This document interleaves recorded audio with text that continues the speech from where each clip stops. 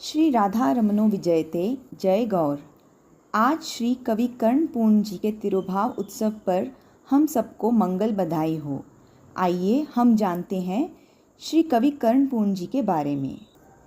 श्री शिवानंद सेन के 3 पुत्र थे, श्री चैतन्य दास, श्री रामदास तथा श्री परमानंदपुरी दास। श्री परमानंदपुरी दास ही आगे चलकर श्री कवि कर्णपूर्ण के नाम से प्रसिद्ध हुए। श्री शिवानंद सेन श्री जगन्नाथ जी की रथ यात्रा के बहाने प्रत्येक वर्ष श्रीमन महाप्रभु के दर्शन के लिए हजारों यात्रियों को अपने साथ लेकर पुरी में पधारते थे। एक बार जब श्री शिवानंद सेन श्रीमन महाप्रभु के पास आए, तब श्रीमन महाप्रभु ने उनसे कहा, इस बार तुम्हारा जो पुत्र होगा तुम उसका नाम पुरीदास रखना। उस समय वह बालक अपनी माता के गर्भ में था। जब शिवानंद सेन अपने घर लौट आए तब उसका जन्म हुआ। श्रील कवि कर्णपूर्ण का आविर्भाव पश्चिम बंगाल के अंतर्गत कांचड़ापाड़ा नामक ग्राम में 1448 शकाब्द में हुआ था। श्रीमन महाप्रभु श्री माधवेंद्र पुरीपाद के शिष्य श्रीपाद परमानंद पुरी गोस्वामी का गुरुतुल्य आदर सम्मान करते थे।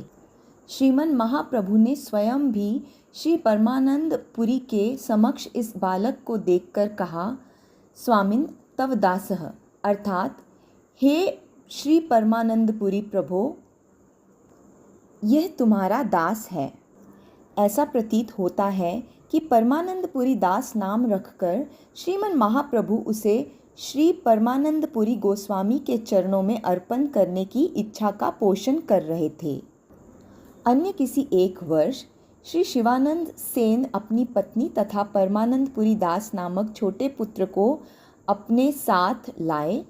पुत्र को अपने साथ लेकर जब वे श्रीमन महाप्रभु के पास गए, तब उन्होंने अपने पुत्र के द्वारा श्रीमन महाप्रभु के चरण कमलों की वंदना कराई।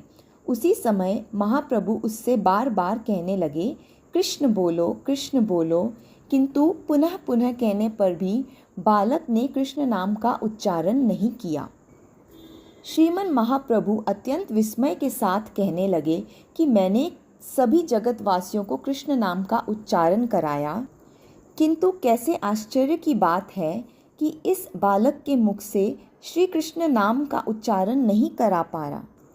श्रीमन महाप्रभु को ऐसा कहते सुनकर श्री स्वरूप दामोदर गोस्वामी ने कहा, प्रभो, मुझे इस बालक का अभिप्राय यह प्रतीत हो रहा है कि श्री चैतन्य महाप्रभु ने मुझे स्वयं दीक्षा दी है, अतः गुरु प्रदत्त मंत्र सबके सामने उच्चारण करना उचित नहीं है। ऐसा विचार कर ही यह बालक मौन है।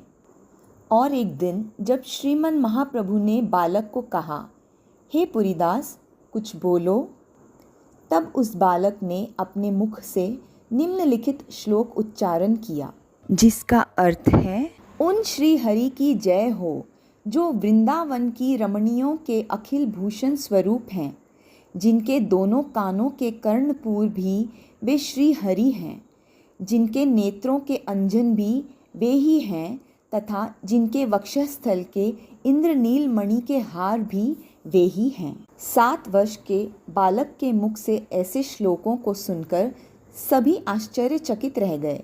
यह सब श्री चैतन्य महाप्रभु की कृपा से ही संभव हुआ। यद्यपि श्री कवि कर्णपूर्ण ने महाप्रभु से कृष्ण नाम मंत्र को प्राप्त किया था, तथापि उन्होंने सामाजिक प्रथा के अनुसार श्रीनाथ पंडित से मंत्र ग्रहण किए। श्री कवि कर्णपूर्ण ने श्री गौर गणोद्देश्य दीपिका नामक ग्रंथ के अतिरिक्त श्री चैतन्य चरित महाकाव्य, श्री आनंद वृंदावन चंपू, अलंकार कौस्तुभ, श्री चैतन्य चंद्रोदय नाटकम, आर्याशतकम आदि ग्रंथों की रचना की है। श्री राधा रमणाय समर्पणम। जय गुरुदेव।